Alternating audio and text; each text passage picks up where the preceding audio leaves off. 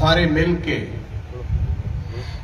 अपने कायद पीर साईं पगारा की मुस्लिम लीग को मजबूत करें। उसके लिए वही तरीका आजमाना पड़ेगा जो हुर जमायत का रूहानी तरीका है। अगर हुर जमायत का कोई फर्द गलती करता है, किसी की दूसरे जमायती की या किसी की भी जमीन पे कब्जा करता है, कोई किसी का माल हजम कर लेता है, कोई किसी को तकलीफ देता है, तो आप लोगों की तरफ से उसका हाथ बंद किया जाता है। हाथ बंद करना सुन्नते रसूल सल्लल्लाहु अलैहि वसल्लम की पैरवी है। अगर कोई मुखालफीन आप लोगों को भड़काते हैं या सोशल मीडिया पे आजकल जो हुर जमायत और दरगाह शरीफ के खिलाफ एक मुहिम चल रही है कि हाथ बंद करना गलत है, जुल्म है, तो हाथ बंद करने का मतलब होता है सोशल बॉयकॉट, एक दूसरे से बातचीत बंद करना, हाथ ना मिलाना और नाराजगी का इजहार करना।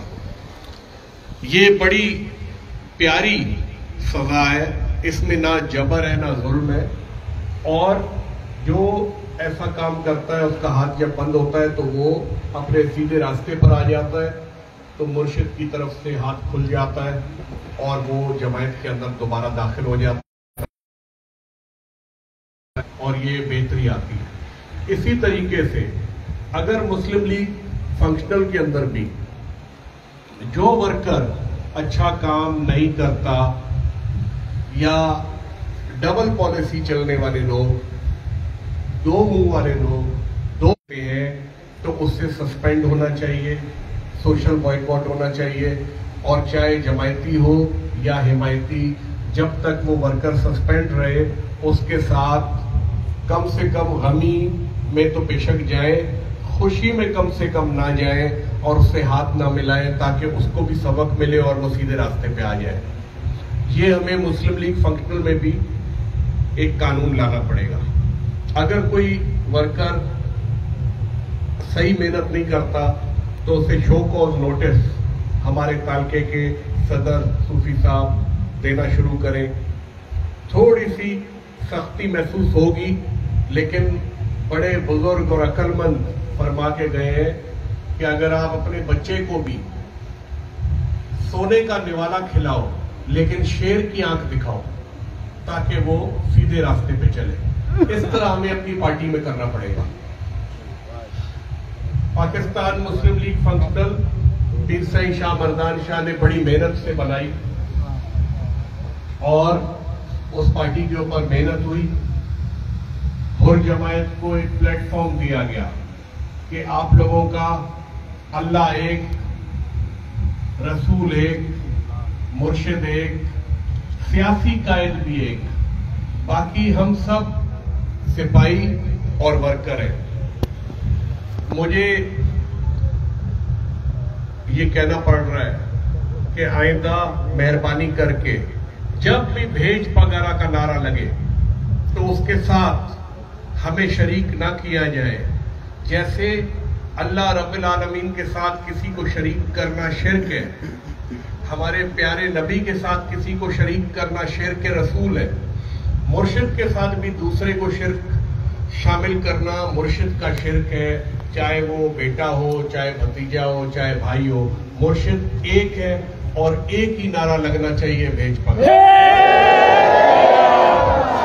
जब भी आवाज उठे जो तुझो साईं मुझो साईं, तो भी पीर साईं लगना चाहिए। अगर हम सारे लीडर बन जाएंगे, हम सारे रैबर बन जाएंगे तो काम नहीं चल सकेगा। एक ही किबला होगा, एक ही लीडर होगा, एक ही मंशूर होगा, एक ही कायद होगा तो सिलसिला चलेगा, वरना हम लोग बंट जाएंगे। इस तरह के भी हमारी पार्टी में कुछ लोग हैं जो कभी किस साईं का नारा, कभी किस साईं का नारा, कभी किस साईं का नारा। तो हम लोग ग्रुप्स की शक्ल में, जमायत की मैं बात नहीं कर रहा, मैं सियासी पार्टी की बात कर रहा हूँ, हम लोग बंट चुके हैं। वो बंटवारा हमें खत्म करना है एक बेड़ी के हम सवार हैं, उस बेड़ी का मालिक पीर पगारो। 15 साल से हम आजमाते आ रहे हैं। पीर सईं शाह मर्दान शाह 2012 में इस दुनिया से रुखसत हुए।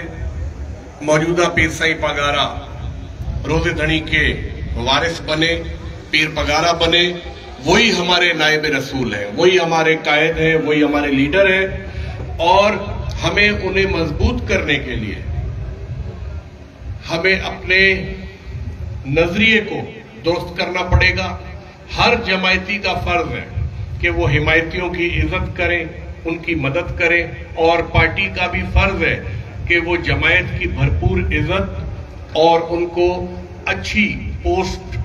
और जैसे कि अब मैं आपको कहना चाहता हूं कि हमारी पार्टी पाकिस्तान मुस्लिम लीग फंक्शनल में हम यूथ विंग लाना चाह रहे हैं, नौजवानों की विंग, जिसके अंदर मुझे यकीन है हिमायतियों के साथ साथ जमायत भी पूरा साथ देगी और अपने नौजवानों को यूथ विंग में मेंबर्स करेगी, ताकि पोलिंग स्टेशन हो या कल को जंग का मैदान हो, हमारी यूथ विंग फौज के साथ भी खड़ी रहेगी और बॉर्डर्स पे भी जाएगी।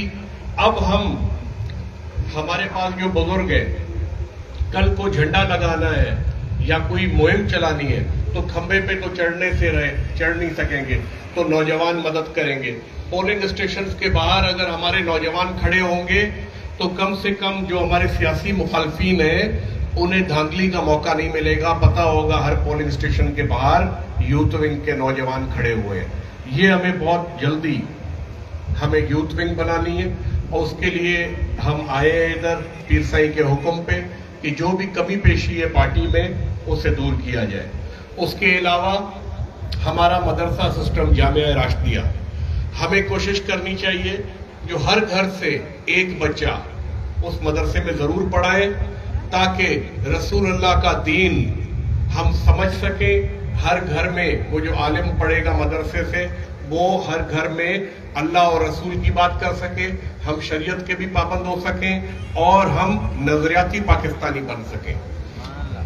हिंद सिंध के मुजाहिदों, मैंने इसलिए कहा आपको कि हुर जमायत का पुराना मंशूर है, सिंध तो है ही है, कल को आप लोगों ने हिंद भी फतह करना है। जब आप लोगों ने हिंद भी फतह करना है और हिंदुस्तान पे भी आप लोगों ने झंडा लगाना है और उस हिंदुस्तान को भी अपनी ग्रिप में करना है, तो आप लोग हिंद सिंध के मुजाहिदों हो।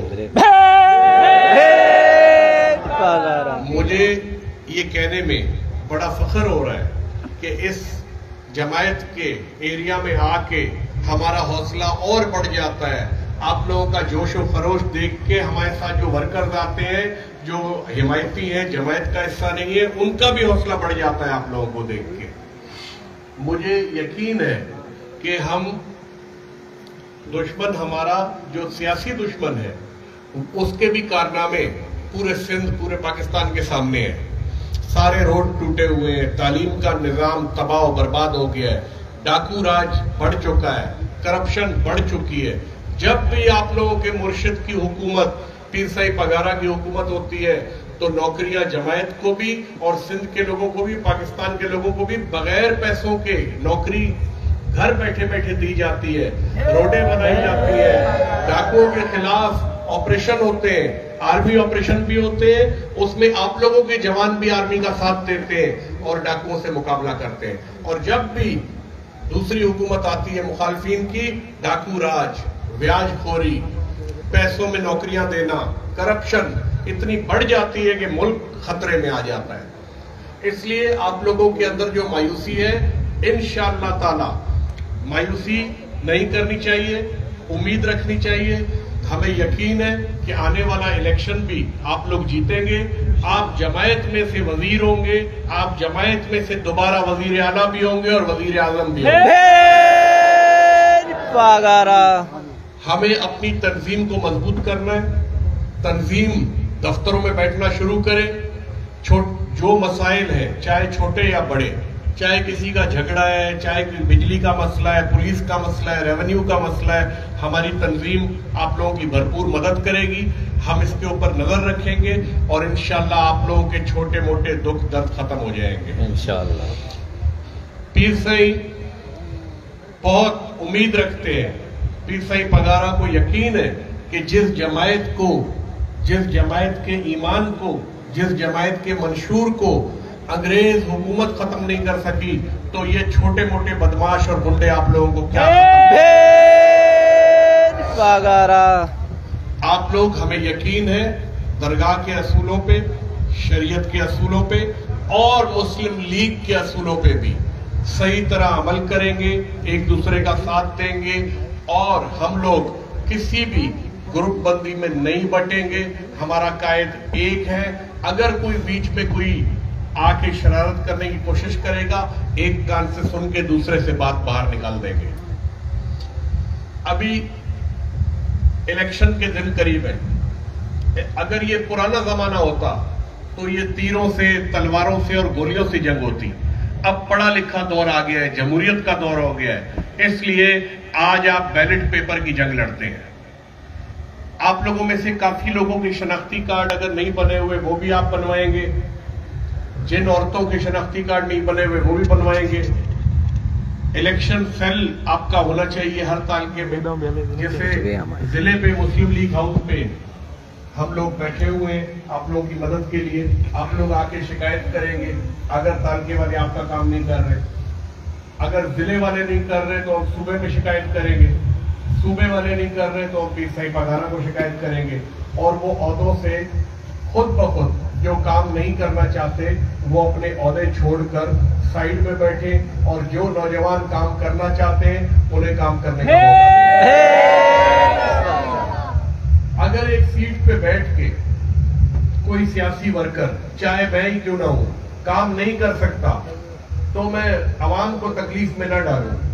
मेरा काम है मैं पीछे हट जाऊं और दूसरे को मौका दूं ताकि वो काम कर सके। इस तरह की पॉलिसी हमें अपनानी पड़ेगी। हमें लेडीज विंग पे ज्यादा जोर देना पड़ेगा।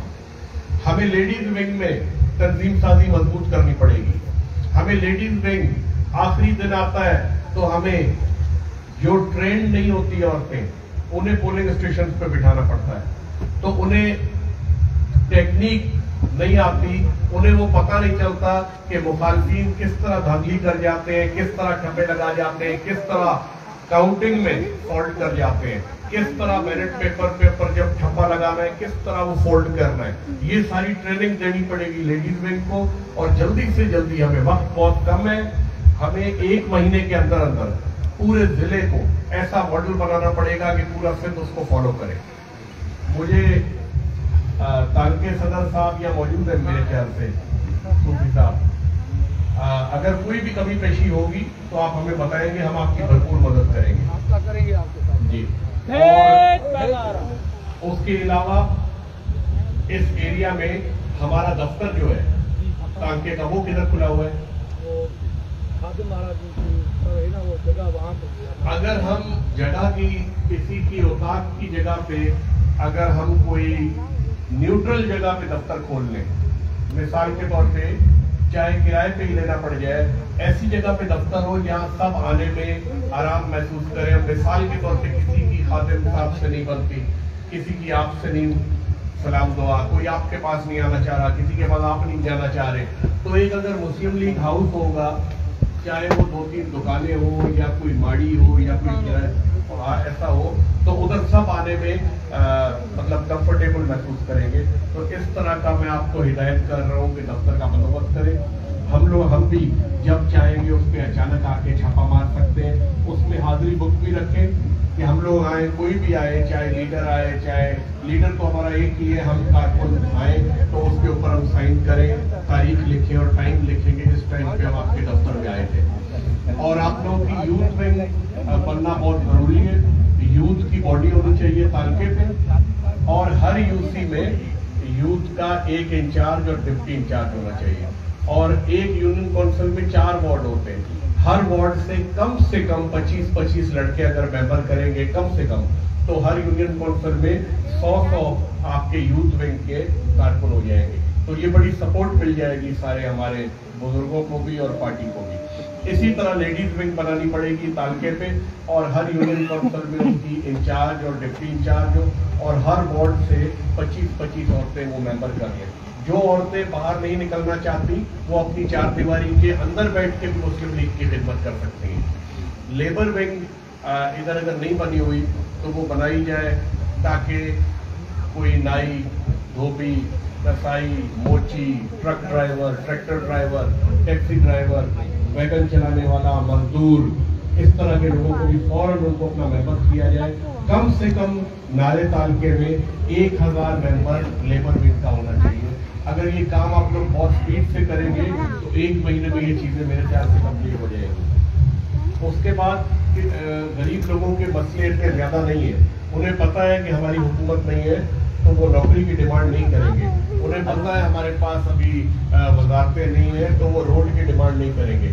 लेकिन छोटे मोटे मसले बिजली के, पुलिस के, रेवेन्यू के, या कोई बीमार है उसका इलाज करा देना, कहीं कोई किसी का पैसों का मसला है उसकी सुलह करा देना, कोई झगड़े का मसला है उसका मसला हल करा देना, ये फौरन तंजीम इन चीज़ों पे जोर से काम करे और जज्बे से काम करे तो बहुत ज़्यादा बेहतर हो जाएगा।